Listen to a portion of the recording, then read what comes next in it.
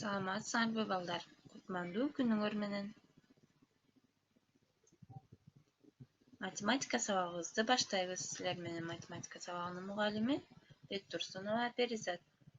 Бүгүнкү сабакта биз бөлүмдү аныктоо, орун алмаштыруу, бөлүштүрүү темасын өтөбүз. Булардын бардыгы балдар өткөн сабагыбызга байланыштуу. Өткөн сабакта эмне сабак өттүк эле? Теңдемелерди өткөнбүз. Бүгүнкү сабакта биз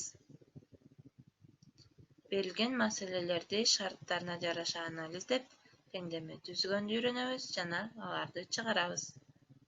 Теңдемени түзүп баштаганбыз балдар өткөнкү сабакта эле. Анда эмесе кайталап алалы. Кана балдар, табыткылачы. Белгисиз санды камтыган барабардык эмне деп аталат эле? Туюнтмабы? Белгисиз санды камтыган барабардык туюнтма деп аталабы? Белгисиз санды камтыган барабардык теңдеме болобу? Же болбосо белгисиз санды камтыган барабардык тамгалуу туюнтма деп аталабы? Кана балдар, туура таптыңар деп ойлойм. Белгисиз санды камтыган барабардык теңдеме деп аталат. Берилген теңдемени туура барабардыкка айландыруучу сан мааниси теңдеменин жообу деп аталат, чыгарылышы деп аталат, же болбосо тамыры деп аталат. Кана балдар, эстейбиз. Берилген теңдемени туура барабардыкка айландыруучу сан мааниси теңдеменин, кана балдар, азаматсыңар. Берилген теңдемени туура барабардыкка айландыруучу сан мааниси теңдеменин тамыры деп аталат.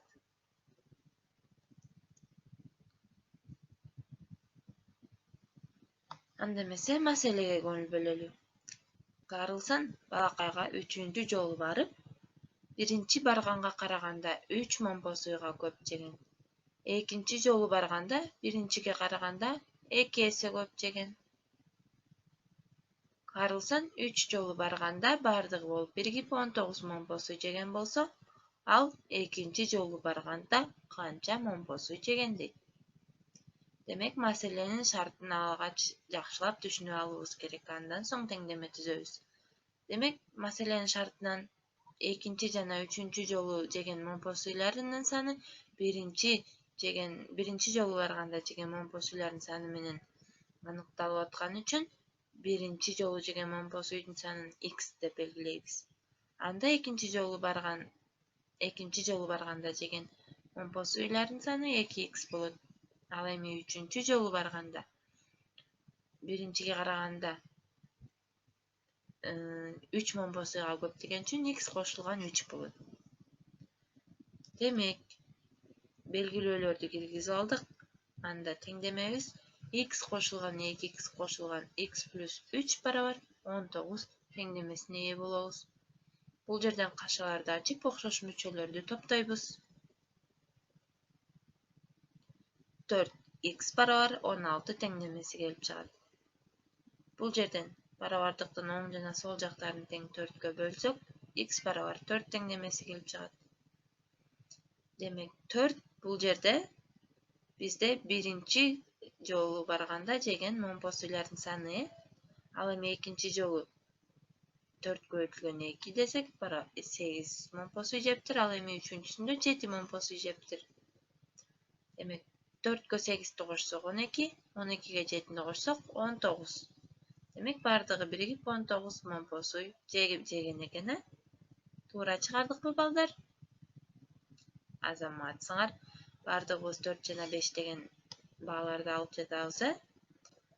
Анда эмесе математикалык ребустарга көңүл бөлөлү. Ребус деген билебиз балдар, сүрөттөргө берилген көрүнүштөргө жараша биз кандайдыр бир сөздү табабыз. Ана балдар, бул жерде кайсыл математикалык сөз катылган деп ойлойсуңар? 4 барабар 4 дейт. Демек, бул экөө эмне экен? 4 менен 4 экөө барабар же болбосо тең экен. Демек, бул жерде кайсы сөз катылыптыр балдар? Биздин өтүп жаткан темабызга байланыштуу теңдеме. Азаматсыңар туура таптык деп ойлойм. Кийинки үстө М тамгасы, М тамгасы жана бул эмне? Ат, Демек, бул жерде кайсы сөз катылган экен, балдар? Математика. Туура таптык, балдар. Анда кийинки маселеге көңүл бөлөлү. Китеп текчесинин төмөнкүсүндө жогоркусуна караганда 2 эсе көп китеп бар. Жакшылап шартына көңүл бөлөбүз, балдар. Төмөнкүсүндө жогоркусуна караганда 2 эсе көп китеп бар дейт. Эгерде төмөнкү текчеден 7 китепти алып жогоркусуна койсок, текчедеги китептердин сандары бирдей болуп калат. Ар бир текчеде канчадан китеп бар? Демек, жогорку текчедеги китептер x экен. Ал эми төмөнкү текчеде 2 эсе көп болгон үчүн 2x.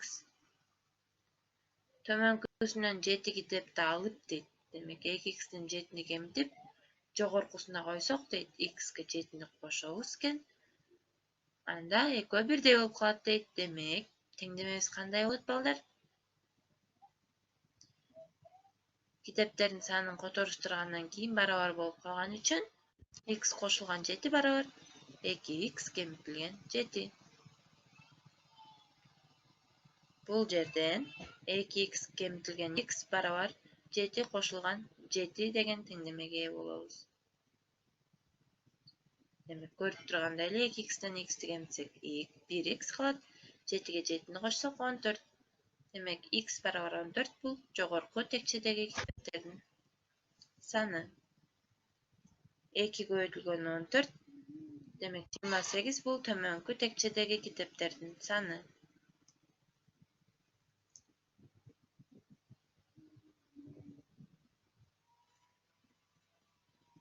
Бардыгы түшүнүктүү болду деп ойлойм, балдар. Анда эмесе биз кроссвордко көңүл бөлөлү. Кана, балдар. Суроолорун окуйбуз. Эсептөөнүн башталышы, бирдик кесиндиси жана багыты белгиленген түз сызык эмне деп аталат? Эсептөөнүн башталышы, бирдик кесиндиси жана багыты белгиленген түз сызык эмне түз сызыгы деп аталат? Кана, балдар, 5-класста өтүлгөн материалдын бардыгын эстейбиз. Эсептөөнүн башталышы, бирдик кесиндиси, багыты белгиленген түз сызык координата түз сызыгы деп аталат. Туура таптык, балдар. Азаматсыңар. Кийинкиси кошулуучулардан алынган жооп. Кошулуучулардан алынган жооп эмне деп аталат, балдар? Бир нече санды кошкондо жыйынтыгын эмне деп атайбыз? Бир нече санды кошкондо жыйынтыгы сумма деп аталат. Кийинкиси, 3-чү. Координата түз сызыгынын башкача аталышы. Координата түз сызыгынын башкача аталышы эмне эле, балдар? Координата түз сызыгын дагы кантип атачу элек? Координата түз сызыгы бул эсептөөнүн башталышы, бирдик кесиндиси жана багыты белгиленген түз сызыгы координата түз сызыгы деп аталат, же болбосо саногу. Азаматсыңар, балдар. Кийинкиси 2,50,2,4. 2,50,2,4. Бул албетте логикалык суроо, балдар. Кана, ар ким ар кандай жооп бериши мүмкүн бул жерде. 2,50,2,4. Канча болот, балдар? 2,50,2,4. Демек, бардыгыбыз туура таптык деп ойлойм. 50-дөн 2 экөө канча болот? 100. 4-төн 2 8. Экөө биригип 100, 104. Tak balдар. Geçiresiňer.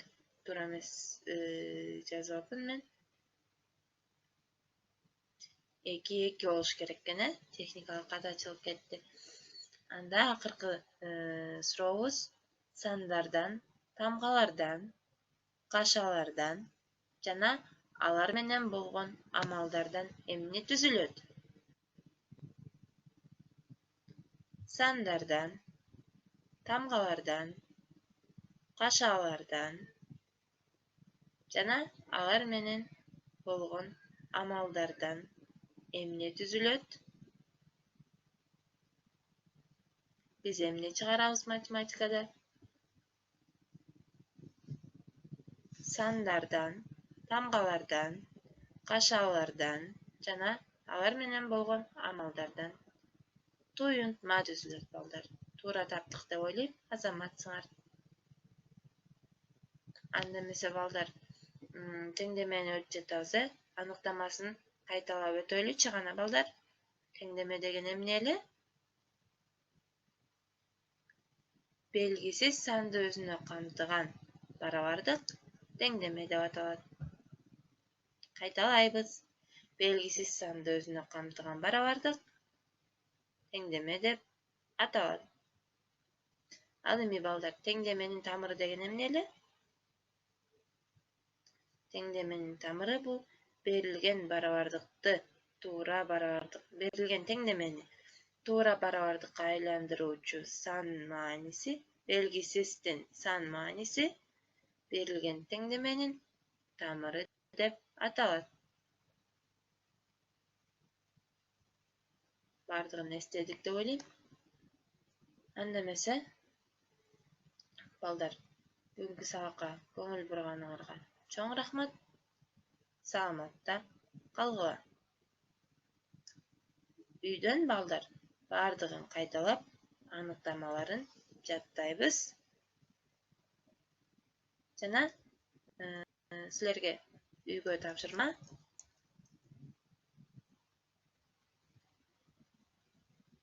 Orun almaşdyruu temasynyň kийinki gelgen könügünü işleýsiňer. Anda mese balдар, salamatda galgyla. Bugünkü sabakda oturup bergeniňerge çoň rahmat.